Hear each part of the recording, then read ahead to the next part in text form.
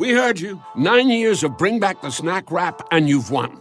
But maybe you should have asked for more. Say hello to the Hot Honey Snack Wrap. Now you've really won. Go to McDonald's and get it while you can. Adobe Acrobat Studio, your new foundation. Use PDF spaces to generate a presentation. Grab your docs, your permits, your moves. AI levels up your pitch, gets it in a groove. Choose a template with your timeless cool. Come on now, let's flex those tools. Draft, design, deliver, make it sing. AI builds the deck so you can build that thing. Do that, do that, do that with Acrobat. Learn more at adobe.com/do-that-with-Acrobat. The implication I think that you kind of picked up on is that this is the kind of brain that you should bring to the world. And being a humanist isn't just about knowing about Milton, knowing about Shakespeare. Being a humanist is being a critical thinker. We like to use that phrase, but if we actually think about what it means to be a critical thinker, like the actual radical implications of what that means, it's a way of being. It's a way of being. We all have that dream trip we've been wishing we could go on, but too often life, or usually price, gets in the way. That's why Priceline is here to help you turn your dream trip into reality. With up to 60% off hotels and up to 50% off flights, you can book everything you need for your next adventure. Don't just dream about that next trip. Book it with Priceline. Download the Priceline app or visit Priceline.com and book your next trip today. Go to your happy price, Priceline. When you want your spring break to feel like... and your kids' pool day to feel like...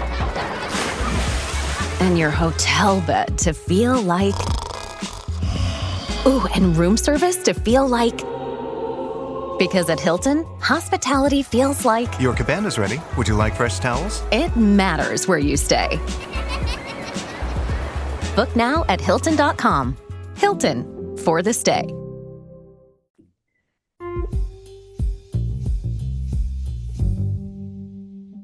Hi, this is Dr. Andrew Rimby, the host of the Ivory Tower Boiler Room, an arts and culture podcast. Thank you for listening. I want to just remind you all that if you're not following us on social media, please do. It's always nice to interact with you all, and I'm always posting clips from the podcast, information about our free book club that's on Zoom, and all other kinds of exciting events, and a lot of literary posts. So Instagram is at Ivory Tower Boiler Room, and so is our Facebook. We have a LinkedIn, a YouTube channel where you might be watching us now. So hi, there's a video episode on YouTube. And our TikTok is actually my name. It's at dr.andrewrimby. And Patreon is where you can find all the just uncensored, no ad episodes. It's patreon.com/Ivory Tower Boiler Room. There's usually some kind of deal going on, and you can try it out for a few days for free if you just want to see what gets posted there. And if you're listening on Apple, please leave us a review. It means a lot. If you're listening on Spotify, make sure you're following us. And I hope you all just enjoy this episode.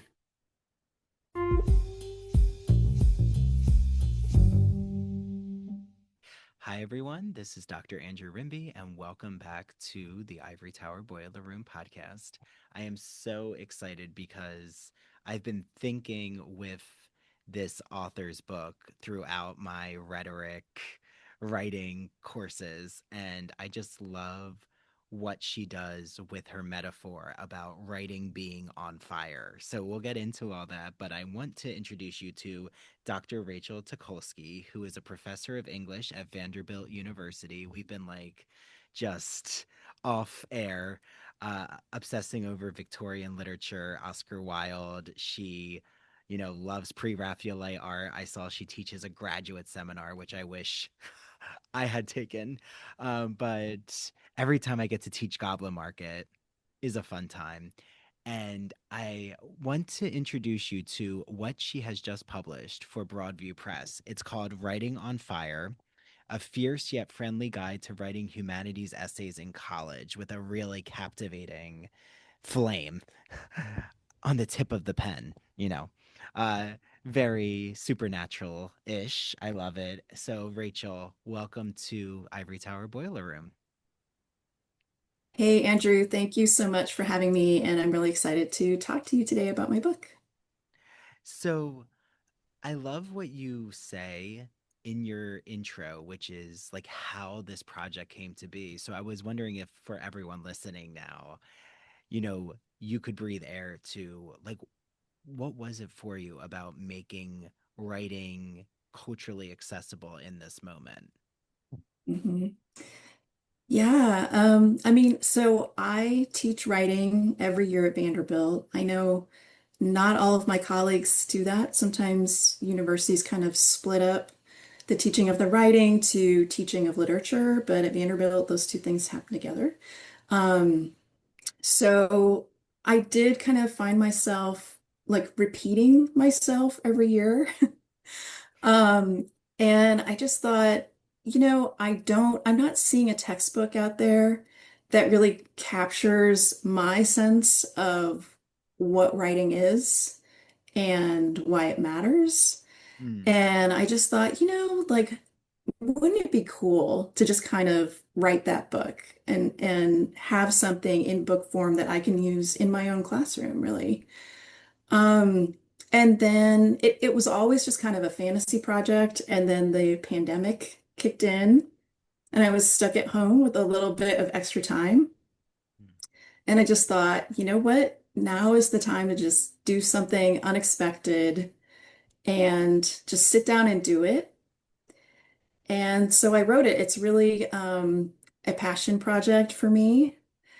Because I love this kind of writing. I love academic writing, and I think it might sound weird when I say that because traditionally academic writing as a genre is something that those of us who do it professionally, like moan about it, we attack it, we make fun of it, we point out all its flaws. Um, I think it's just kind of sad that we as professional academic writers, like we don't go to bat for our own kind of writing.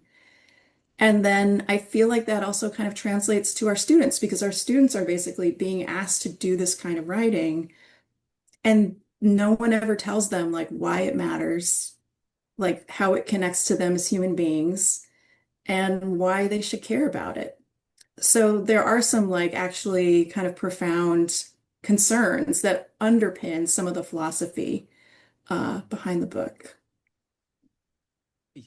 And you really, your rhetorical power, your persuasion, your language is so moving. Like, love just how you breathe life into what you call a humanistic writing style. And, not every academic book is a page turner, but this is a page turner. Like, I agree with you, Rachel. I think that it's so interesting because contemporary culture loves nonfiction. Like they love audiobooks that are biographies, the memoirs, the study of pop culture. But like when it comes to academic books, to make that transition from, oh, this is now academic versus this is mainstream nonfiction, it's like there is a through line.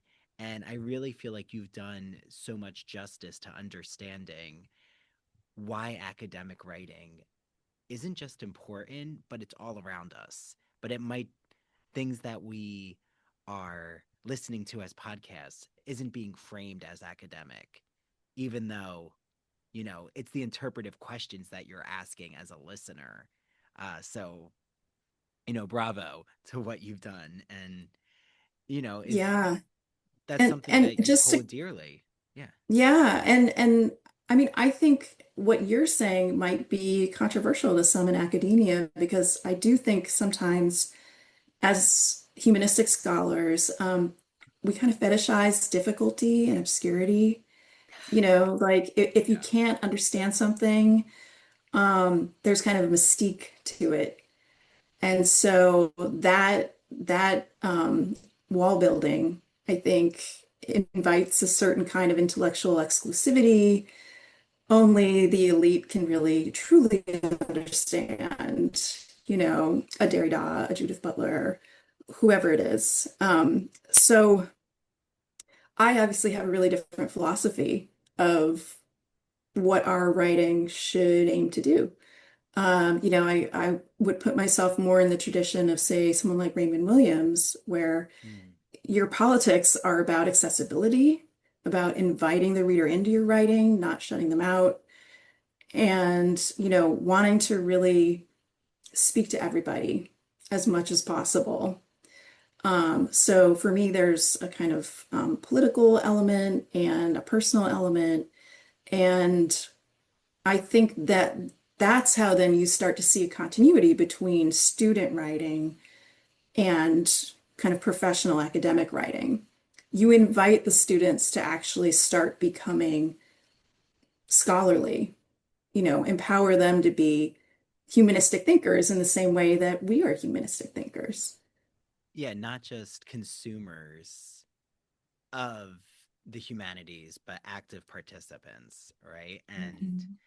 I think it's so interesting what you say because, as someone who specialized and I still work on queer theory and queer studies, we fetishize Eve Kosofsky Sedgwick so much, which, I'm not at all putting down Eve Kosofsky Sedgwick, but I think it's interesting because when you read Epistemology of the Closet, the hardest part of that text is literally just understanding these theorems that she puts into place, like understanding her philosophical abstractions about what queerness is. And the human actually feels very absent from a lot of these jargony texts. And it is more of what you've said. It's like a jigsaw puzzle of what does epistemology mean? Like, what is she talking about? And at the end of the day, it's, oh, closetedness, those in the closet, authors who are in the closet. And like, I do think what you bring to bear in your work, Writing on Fire, is when you say that the job of not only a writer, but an educator is making like what seems absurd, or what seems abstract important in the art of reading and writing. And I think that you're right. Why is it controversial for academics to make it translatable, to make abstractions translatable? Like, isn't that our job as trained humanities professionals? Yeah, yeah, absolutely. Less jargon. And I mean, I think we don't need to spend a ton more time. I mean, we could spend the whole podcast just on this like really controversial point, but I think when I was younger, when I was a student, I felt like, wow, like this writing is so dense and so difficult, and I don't quite understand it, and that must be because I'm dumb or Mm, stupid. But maybe like if I thought about it harder, I could achieve some kind of understanding. And the problem is really with me for not understanding. And I think now that I'm older and I have a little bit more self-confidence and I can realize like, oh, like I'm actually not dumb. Like I actually am pretty good as a reader and I do it professionally now. And so if I wasn't understanding those things, that wasn't necessarily my fault. And in fact, it totally is possible to translate any difficult concept in the humanities into language that can be understood. Like mm. that's possible. Those things don't have to be written that way. Again, I realize this might be controversial, but I think that's what we do now as educators is we translate difficult concepts into language that a less knowledgeable person can understand. So writing is always a choice. The words we use, the phrasings we use, it's a choice. And either we're going to invite people in or we're going to shut them out. Mm. Yeah, like we're literally gonna either solidify the ivory tower or we're gonna actually open it up to the masses. And Mhm. I think that when you see like Judith Butler now, being interviewed on Democracy Now! Or her new book, Who's Afraid of Gender, which is a trade press, there has been now such a recognition that, oh, as a scholar, I need to be accessible to the public. And, if a Judith Butler can make that leap, I think that we all, as humanities educators, can make that leap. And that's why, if I can, I'd love to read a quote that you offer us in the beginning, because I feel like it's going to ricochet into so many ideas, which is, you write, "The world is burning, the machines are taking over, critical thinkers seem few and far between, but the world of humanistic study is still worth fighting for.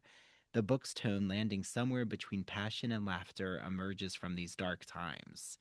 And, you know, boy, oh boy, I don't know if you imagined all the divisive cultural, political things that would happen, but that feels very, very timely. And maybe if you want to definitely speak to, Rachel, what is it in your book, but maybe even with students, that you explain to them and your readers the importance of, like, why does writing matter? Like, just that question itself.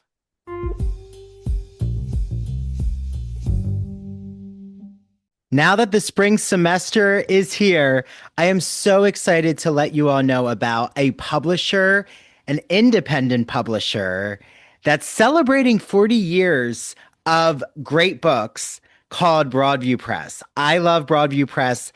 I have so many of their editions of classic literature like Wuthering Heights, which is coming out soon, and it's our book club choice. And they have so many academic books for instructors and for students and the general public. So I've had so many exciting guests on, from guests talking about The Wonderful Wizard of Oz, guests talking about vampire literature, horror literature. I'm looking at you, Jeffrey Andrew Weinstock.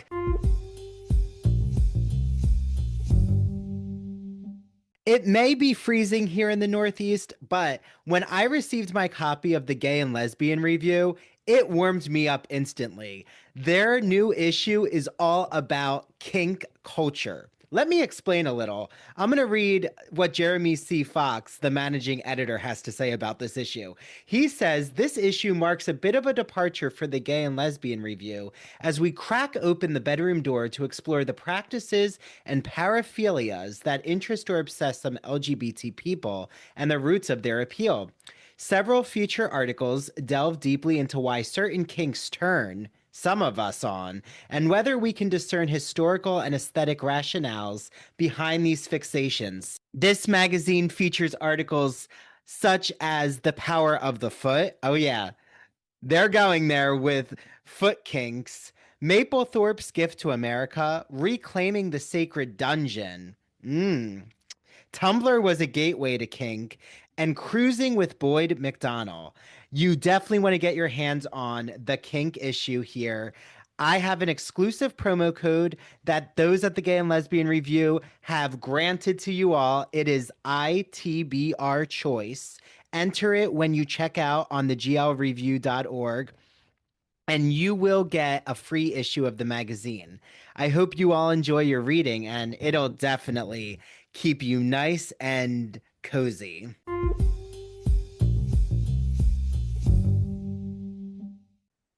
Yeah, thank you for reading that quote.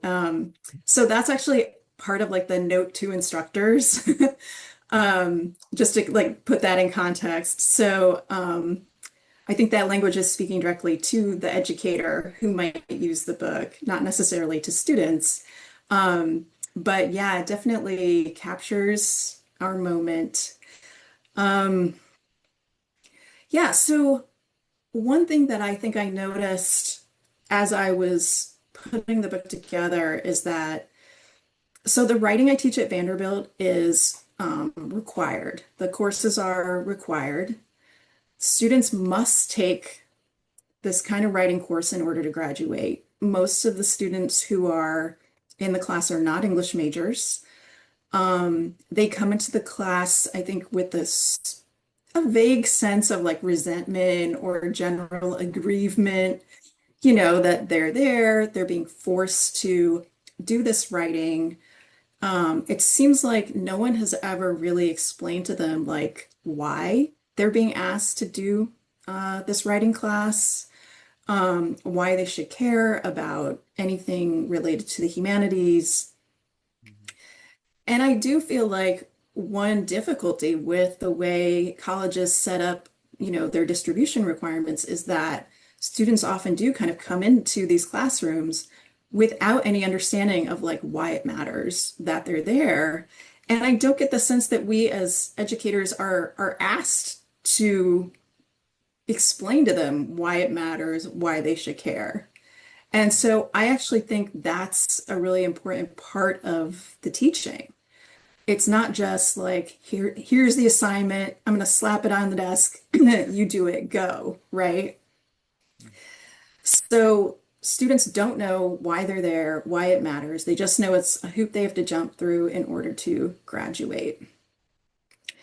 And most of them, at least at Vanderbilt, have been exposed to this kind of writing in high school and English classes. But again, I don't even think necessarily in high school that it's explained to them like why they have to do this.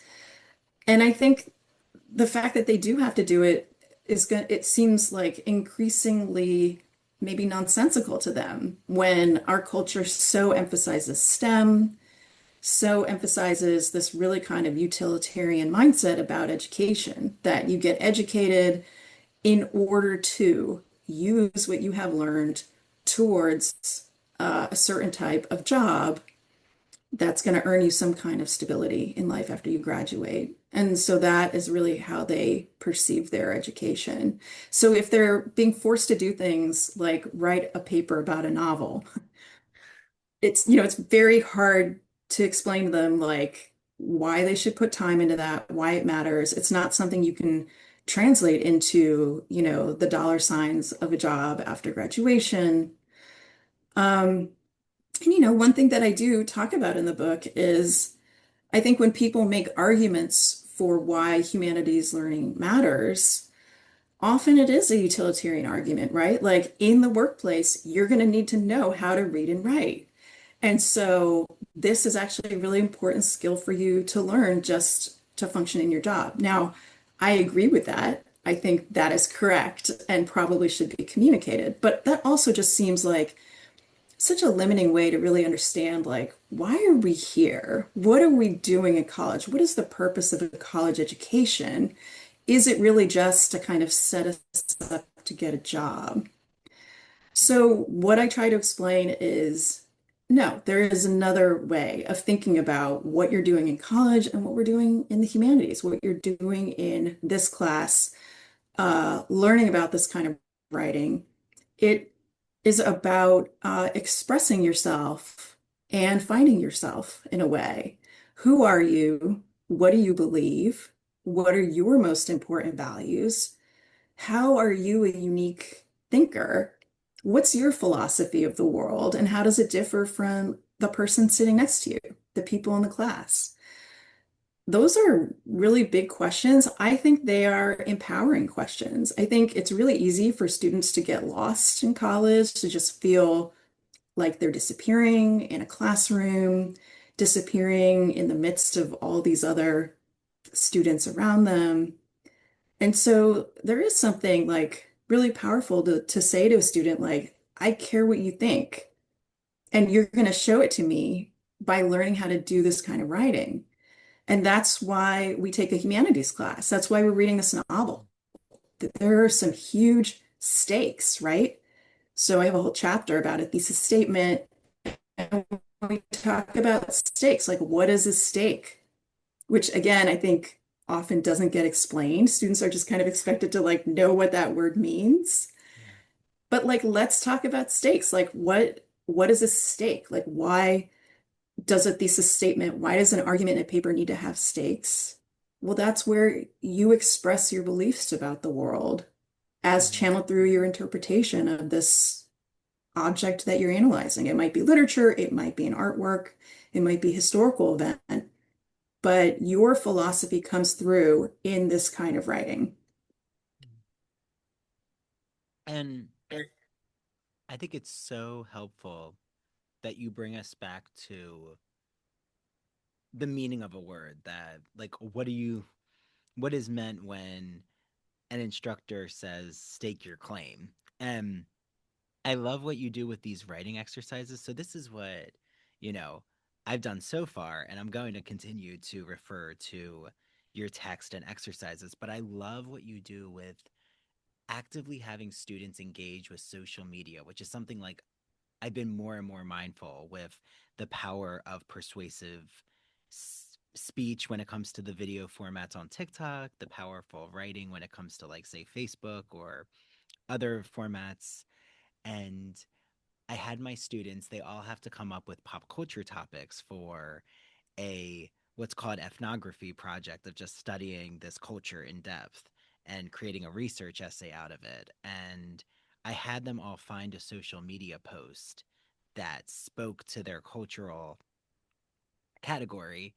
And like, so for example, someone found an Ariana Grande fandom video, and like actually paying close attention to, like, well, why is this video grabbing, fans? What is it about the sound, the text, the caption, all the music? And I think you really help Rachel activate that we need to meet our students.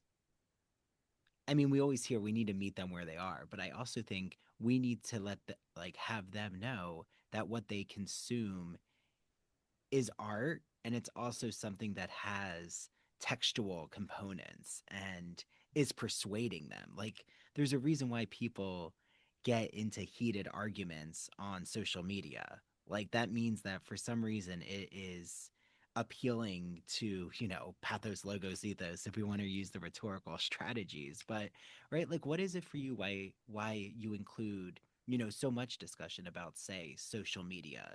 And is this coming from the classroom?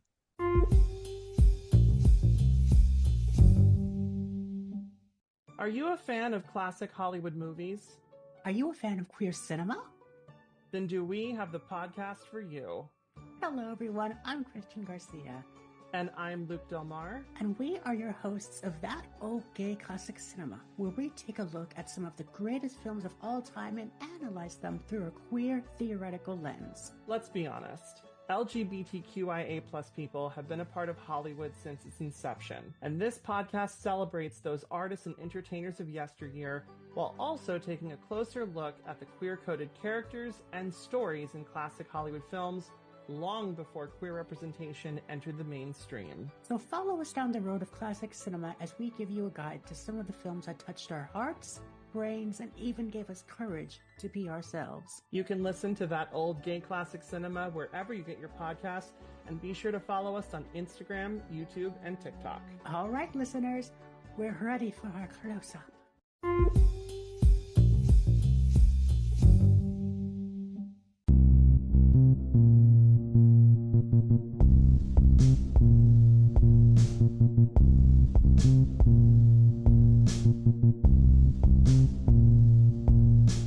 Welcome to Severed, a podcast week dropping new episodes every Monday. Severed True Crime and Severed Paranormal episodes deep dive into murder, mysteries, and the otherworldly in a concise format. A 7-minute story to frame the case with thoughtful analysis and our usual banter.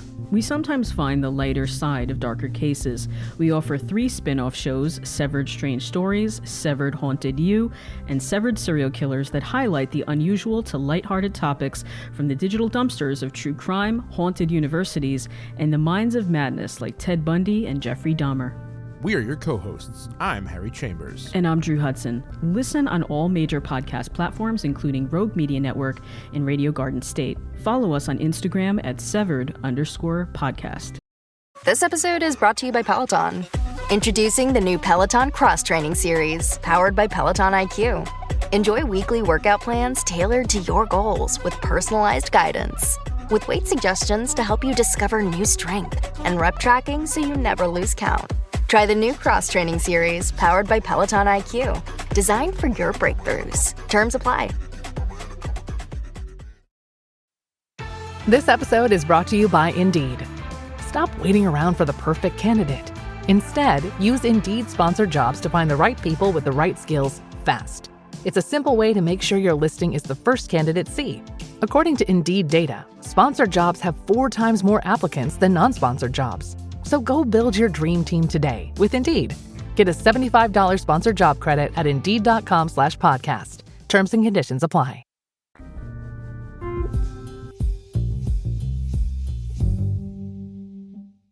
Yeah. So, for people who haven't seen the book, one of the things, I mean, there are a lot of things about the book that I think are pretty unusual and maybe a little unexpected. One thing is the tone of the book. It's written to speak to young writers.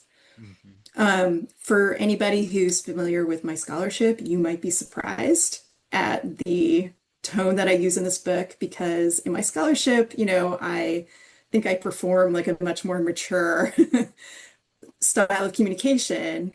But in the textbook, I think I was frustrated with how textbooks often take this condescending, boring tone. It's just like, why would any, young writer, teenager, beginning writer, why would anyone find this interesting to read?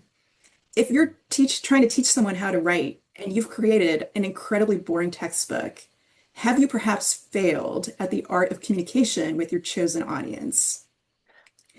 So the book is just geared towards young people. So it's got more informal phrasings, and then it's got a lot of exercises. That again was a critique that I had of other textbooks that I looked at. Very few exercises, I think, in most textbooks. They might explain something, but then they don't ask students to put it into practice. They don't activate learning. So this book has writing exercises almost on every page. Every other page, there's a writing exercise. And the exercises I did, again, want to gear towards young writers. And I think what's interesting is that the chapters are actually deceptive, because a lot of the things that they talk about are really hard. There are a lot of difficult concepts in this book, like learning how to write humanistic essays, hard. Hard to come up with, what is a good thesis statement? What should a paragraph look like? How do I make writing interesting? I mean, these things are all really hard to do. So I really, again, wanted to translate difficult concepts for young readers. And so that's why you'll notice many of the writing exercises do ask the students to think about social media as an example. So even the chapter that's about thesis statements, here is an example of a flawed thesis statement, and the example is on social media, and then they have to revise it using, something that they've learned in the chapter. So the exercise that you're talking about is from the very beginning of the book, where I suggest in chapter 1 that the goal of writing, number one goal of your writing, is to interest a reader. Again, a very basic point, but not one that often gets emphasized. And I especially think for college writers, the college student just knows, like, I got to get this thing done to get a grade. And they forget that, like, there is a human being on the other end of your writing who has to read that thing that you just created. So that is the goal kind of throughout the book, really, is to get students thinking about the reader and then positioning the work towards that reader. And so the exercise that I came up with in that early chapter is go on social media, find a post that you think is interesting, and then write a paragraph where you explain why is it interesting. Yeah. And so it's, it's a basic question, but the implication is that the same way that you find a social media post interesting, a reader coming to your paper should also find it interesting. Yes, exactly. And, there's a marketing aspect to social media, but there's, like you said, there is such a like rhetoric is everywhere. And that's the thing that your book just opens up. And it's that activation light bulb moment that happens with students that I enjoy so much, right? It's that fulfillment of, oh, they're now questioning the movie that they're watching that just came out, like Wicked. you know, they now have more of a language around cinematography, or even you mention Little Fires Everywhere later when you talk about how to analyze a novel. And I just listened to Reese Witherspoon on Las Culturistas, which have so much respect for Reese Witherspoon as a producer, actor, you know, her book club. And like when you even ask, can you track the camera of the narration as it moves through the passage? Like, even thinking about film type language around how narration works in a novel, like, I feel like you're such a consummate pop culture expert. Like, there's so many texts that you rely on that I just imagine that you must be consuming, Rachel, so many different cultural artifacts. Is that true? Or is that just what comes off in the book? That's funny that you say that. I mean, honestly, so I did have to be self-conscious about which literary examples, like which objects in the book am I going to use as examples? Because when you write a textbook, you are kind of creating a canon. So I wanted to make sure to have so many different kinds of objects, so many different kinds of voices, authors. There is a lot of canonical literature in the book. Just want to make that clear. You know, the chapter on how to analyze poetry, I think there's, Gwendolyn Brooks is in there. Emma Lazarus's sonnet about the Statue of Liberty is in there. We've got Keats, we've got Shakespeare. So there is a fair amount of sort of traditional literature used throughout the book as examples. But having said that, I think especially in the exercises often kind of use pop culture as an example because what the students are being asked to do is engage in a kind of logical operation. So it's like, can you produce the logic that was being taught in this chapter? And yes, the implication is you can use this logic to analyze a Keats poem or to analyze the movie Wicked, right? It's all the same kind of brain work, and it's all the same kind of literary moves that we make in our papers. And the implication I think that you kind of picked up on is that this is the kind of brain that you should bring to the world. And being a humanist isn't just about knowing about Milton, knowing about Shakespeare. Being a humanist is being a critical thinker. We like to use that phrase, but if we actually think about what it means to be a critical thinker, like the actual like radical implications of what that means, it's a way of being. It's a way of being. And so there is something I think really amazing about bestowing that, opening that door for students, right? Just as a quick example, again, in that thesis statement chapter, when I'm explaining stakes, there is a writing exercise that asks students to come up with a superhero.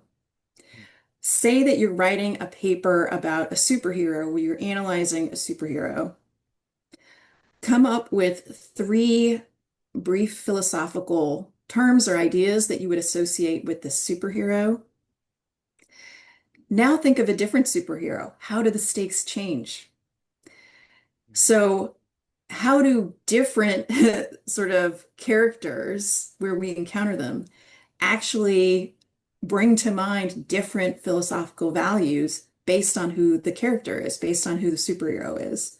So it's a pop culture question, but the question itself is actually a profound one, right? Like any object of our analysis is inherently going to bring to the table different philosophical themes or motifs that we can kind of list for ourselves. So again, it's really about a student way of being, Mhm. beyond just this exercise that they have to do for their paper. Yeah, and it's so empowering. Like you really empower the students as even I love there's a section about them thinking of their persona as a writer, which, you know, again carries forward to how we all carry ourselves. But like when it comes to our writing, it tells a story about, you know, our personality, our we always talk about, you know, don't be afraid to have your voice present. And I am curious, Rachel, AI is all the buzz. I'm sure at Vanderbilt, there's so many conversations about it in your department. Like, how do you weigh in on the catastrophic calls about how AI is taking away students' creative thinking and taking away their voice? Mhm. Yeah, I mean, I agree with you. I think the rise of AI in college life is just an absolute disaster. And it's very dismaying that administrators are so gung-ho about incorporating AI usage into college learning, which just seems to really just miss the point of what goes on in college. Mhm. You know, people learn by struggling and failing and trying again. That's how the brain works. That's how you develop the biology in the brain to be able to do things. So if you're just pushing a button to kind of have a computer do something for you, like you're not learning. And I feel like the people that are pushing AI really misunderstand, again, the nature of education and what is the goal in college. Is the goal to get the right answer? Is the goal to kind of capture an agreed upon body of knowledge that can be regurgitated? Mhm. Then yes, AI is your program. AI will do all those things for you. But that's not what humanistic thought is, right?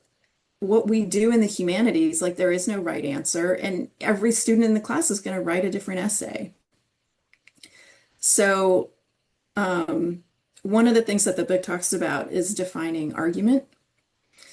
That an argument is a sense of tension and pushing against and surprising the reader and not just proving the obvious.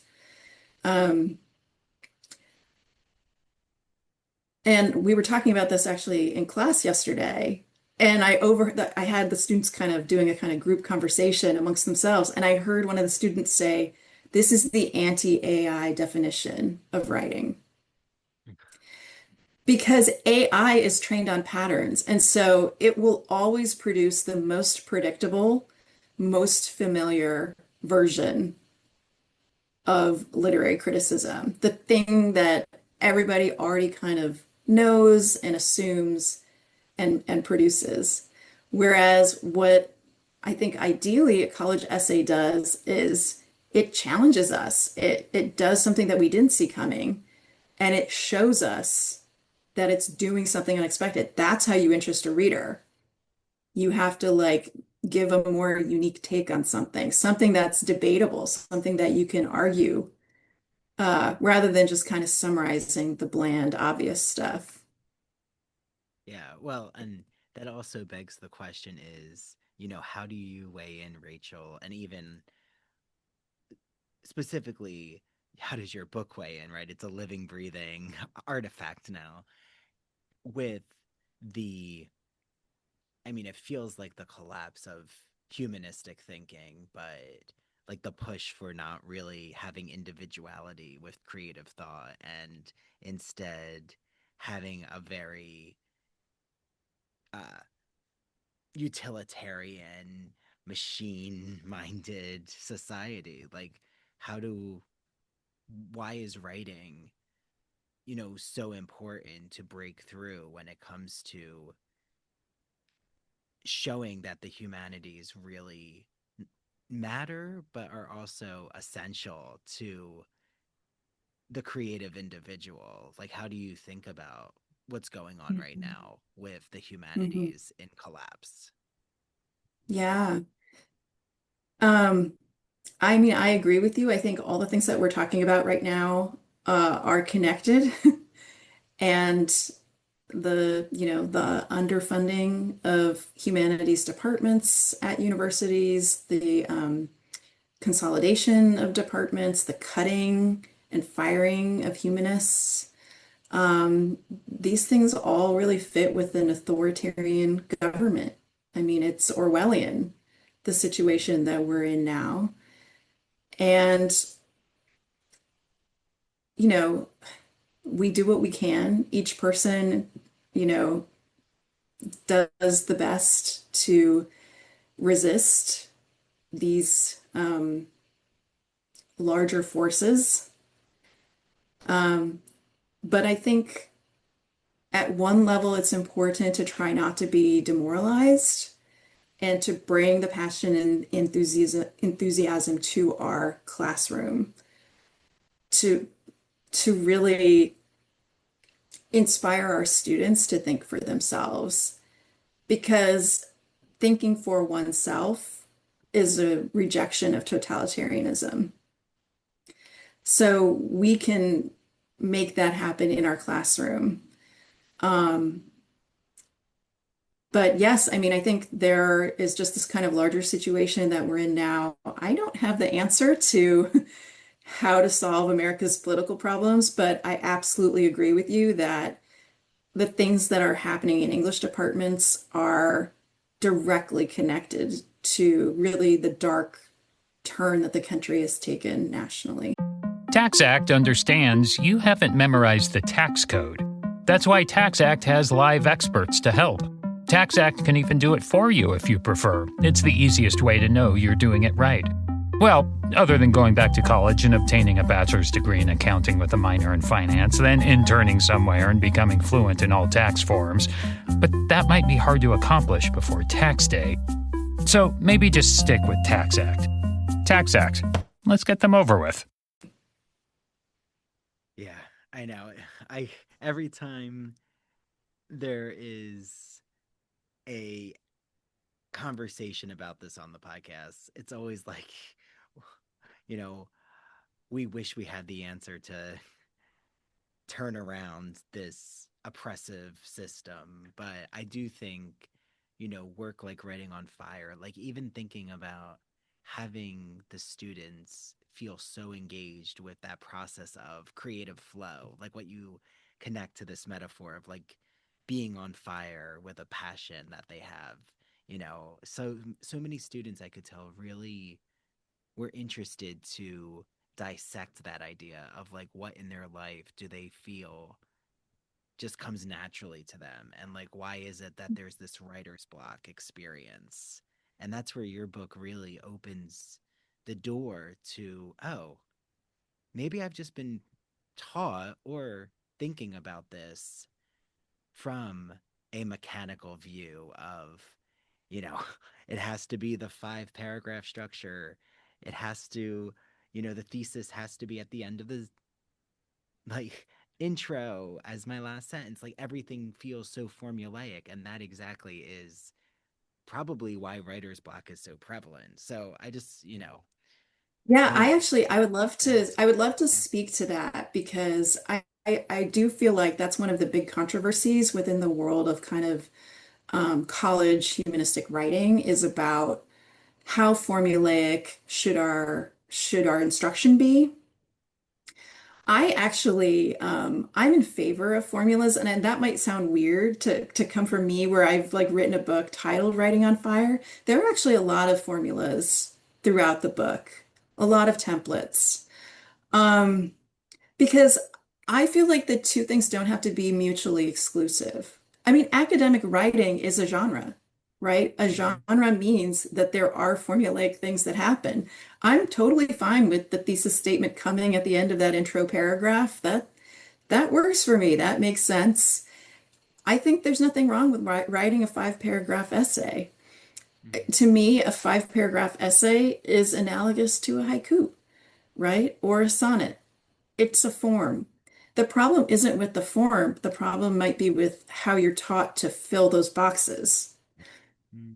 So I think actually thinking about the form as a kind of poetic form rather than this more, as you said, kind of mechanistic or mechanical template, that can be more inspiring. But the reason why templates are important is because, in my experience, students often are not taught what to do when it comes to these essays they have to write for the humanities. I think they're much more well trained on the social sciences type of writing. Um, debate a point, video games are bad, they're too violent, or whatever it is. I think that's what students often do in comp, right? Is they learn in those early composition classes, they learn how to do the they say, I say model of debate around social issues, which is great. Like that's a really important kind of writing. But then they come into an English classroom or an art history classroom, and it's like, okay, write a paper about a poem. And they haven't been taught how to do it. And it's actually a really different kind of writing than the social science model. So again, that was another reason why I wrote the book. I do want to give them those kind of templates that they then can take the template and make it their own, right? Which is what we do when we write a haiku or a sonnet. Mm. You take the form and then you master it and you reproduce it using your own kind of unique sensibility. Yeah, and you can read 100 sonnets, and each tells a different narrative, like, or a different Mhm. story. And that's what you're saying is having a form doesn't mean that individual creativity is taken out of the equation. And Mhm. ah, well, your book is so wonderful, Rachel. I absolutely have been recommending it to every writing, every English professor, educator I know. I also think that it would do really well in like a senior level high school classroom, which we got to have a whole other discussion about that, which is there doesn't always seem to be a bridge from senior level high school to then college, uh, which I think is where the writer's block uh, angst can come from is the high school experience, which there's incredible high school teachers, don't get me wrong. I Yeah. don't want the high school community coming for me. There are great educators, but like just having the not even just the metaphor you present, but the exercises, the examples of literature you provide, the pop culture examples. You truly, Rachel, have. I'm so glad you followed through with your passion project because it is so well done. I love this book. I think it's incredible to have as an educator. So thank you, Rachel, um, for your work. And where can everyone find you? I know you have a website, so if you want to plug a website, any social media you have, now is your platform. Yeah, well, thank you so much for your kind words, Andrew. And I'm so glad that, you responded to the book and that your students are responding to the book because that's, every author's dream, basically. Yeah, I have a personal website if you want to learn more about me. I have a faculty page at Vanderbilt in the English department there. Um, I do occasionally post on social media on Blue Sky. Um, I still have an account on X. I've been doing less there. Um, Facebook, I guess. Honestly, I think social media now is just a little bit more fraught. I feel kind of strange going on there and talking about my textbook when like so many much more important things are happening in the world. But I will absolutely get on there to post about this conversation and this podcast because I am so thrilled to be here and thank you so much for inviting me. Of course, of course. Oh, and everyone, please go to Broadview Press, their website, which is in the show notes, and you'll see a link to Writing on Fire. You get 20% off with the code Ivory Tower. So there you go. It's also the price point is wonderful for Writing on Fire. There's a digital version of the book too. And, Rachel, this was so wonderful. Thank you so much. And, happy semester back into the groove. I can't wait to continue messaging you and emailing you about ways that your work has inspired my teaching. Fantastic. Thank you so much, Andrew. Okay. Thank you. Bye, Rachel.